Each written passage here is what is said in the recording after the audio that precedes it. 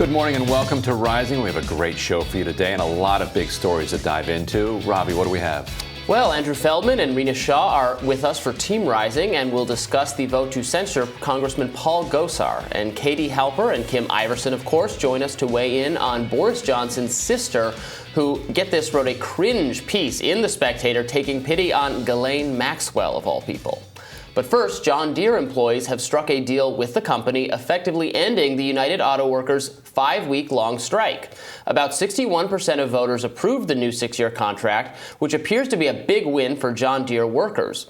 Each employee will get an $8,500 signing bonus, one immediate 10% raise for the cost of living, another 10% guaranteed raise by 2025, and an improved pension.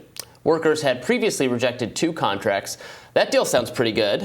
What do you think? Yes, it's not only is it a good deal just generally, it's a way better deal than the one they rejected. And so the argument that people always make in these contract negotiations, or the negotiations over whether to ratify a contract, is like, look, our people fought hard. This is the best we're going to get. If we reject this, we're running on adrenaline right now, and it's going to get tougher when the lights move away, the cameras leave, the news stops caring about our strike. We're going to run out of money, and then they're going to come back to us with a worse deal, and we're going to wish we had taken this. So come on, guys, let's take this one. 90% of workers rejected it in the face of that argument, saying, no, this is not good enough. We're going to fight for more, and they got a much, much better deal. This is tremendously better. And the key thing that they fought off was that John Deere was trying to create a third tier. Like right now, you've got two tiers for the pension system, where if you were hired before 1997, you've got a sweet pension, like the kind that our parents or grandparents had. Right. Everybody after that is more in a 401k-ish plus type situation. They were trying to make a new one, which they called something like Retirement Choice Plus. Whenever they get fancy with that kind of stuff, it's like, this is going to be like a box of cookies every month from the company.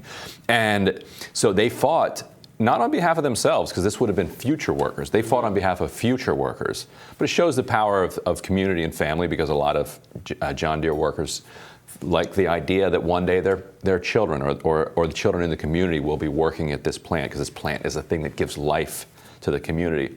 And so they said, no, we're not bringing in a new tier.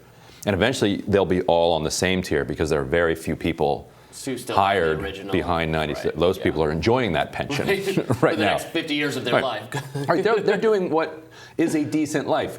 If you do manual labor, you do it until you're late 50s, 60. Right. And at that point, your body breaks down, and then you take your pension and you go play golf. Right. That's... You go work on cars. Well, and now you still have a long life ahead of you. Whereas when those deals were with the thinking behind those deals, right? The life expectancy wasn't they nearly might have as had long 5 or as 10 years after that, right? Especially the way that their bodies are driven into dust, right?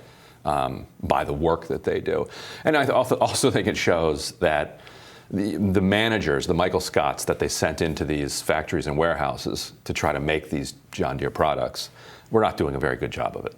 There were constant reports of accidents, and they have an enormous number of orders coming in for these gigantic, baseball field sized, $900,000 tractors, and you make a few of those a month, and that's what makes the plant. And they've got orders, and the orders are backing up. And if the purchasers aren't going to get the tractor, they're going to go try to find some other company somewhere else in the world that's going to supply it. So workers had a lot of leverage. They used it, and they got paid. Good for them. Glad they came to an agreement. And so yesterday, Senator Joe Manchin signaled that he'd be okay with a vote on President Biden's $1.75 trillion social and climate spending bill by the end of this year, signaling a shift in tone after warning against rushing the bill. The legislation would set up universal pre-K, broaden Medicare, and renew the child tax credit for another year, among a ton of other investments. Business Insider reports that Democrats are eyeing a big tax cut for the rich through SALT relief, which is said to be the largest program in Biden's spending bill. Former President Trump sent a warning message to McConnell over Biden's agenda, saying, quote, McConnell is a fool, and he damn well better stop their dream of communism bill and keep his senators in line, or he should resign now. SALT, for people is state and local tax deduction. So, in other words, if you live in New Jersey, you got a house worth $1.5 million. That means you're going to spend, I don't know, $50,000, $100,000 on property taxes. Under the law before Paul Ryan's tax bill, 2017, you could write that entire $50,000 to $100,000 tax bill off on your federal taxes, which then, enables the city, the town, to continue to raise local property taxes to fund its schools and its firefighters and cops. And incentivizes people to live in high. It becomes kind of a federal subsidy, It's a subsidy for these giant mansions. Yeah. And it pushes up housing prices because it lowers basically the monthly price that you're paying, because whatever a house is listed for, what people really care about is, well, what's my monthly payment? And that includes mortgage, taxes, and insurance. And people, because that's how people live. You get an income, and I don't know. It sounds like communism if you get rid of this. Donald Trump. Right. That's what's hilarious is they're calling this communism, but the biggest chunk of it, depending on how they write it in the end, could wind up being this massive tax break for the rich. Now, there's a way you can write it that you cap it and say, because there are a few firefighters in like New Jersey, like 4 of them, that get hit by this SALT tax. And the hedge fund guys want to use those firefighters as the face of their tax break, because hedge fund guys are not very sympathetic figures when they get a lot of attention. I don't find firefighters that sympathetic, but it's just me. Unless your house is on fire, then you might be. Fire alarm. Let it burn. Takes care of that. You're a good libertarian then. You're like, let me just turn the sink on here and get the bucket, and I will handle this fire. So Trump obviously, I think his thinking is, he doesn't want the Republicans to allow Biden to pass anything. He was livid about the infrastructure bill, which he basically supports. Yes, he doesn't want. I very much think he is leaning toward getting into the race, toward running. So he wants, Biden's poll numbers. Biden's poll numbers are probably cratering too early, because there's time for them to rebound. Yes. So he doesn't want anything to stop the momentum of just everything's falling apart, total decline, don't you miss me. So that's why he doesn't want. Right. He doesn't want a single Republican to vote for a single one of these things. Right. And other than the climate stuff, because he's, I think Trump has absorbed the culture war on climate. Mm-hmm. Other than the climate stuff in here, most of this is stuff that you could easily see an America First agenda signing off on. Child tax credit, all these subsidies. There's really nothing in it. Well, same thing with the infrastructure bill. Same thing with the infrastructure. Right. Even more so with the infrastructure bill. When Paul Ryan was talking about repealing Obamacare, Trump was like, why don't we just do single payer? That seems to make a lot of sense. Right. Ryan's like, long story. Yeah. But Trump's instincts are not against this type of legislation. So I think you're right. That's another reason he doesn't want it, because he recognizes there's a lot of really popular stuff in here. Yeah.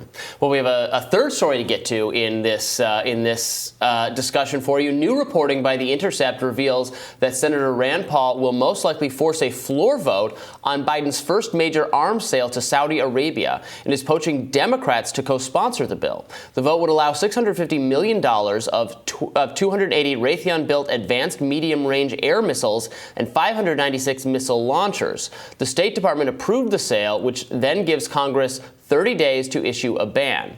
But some House Democrats are challenging the sale, including Ilhan Omar, Ro Khanna, James McGovern, and Andy Levin, who have presented a draft resolution to Congress objecting to the deal, which, good for Rand Paul for trying to get the band back together in terms of sort of the libertarian, progressive Democrat alliance on these, the dreadful kind of militarist, our funding of militaristic overseas adventures.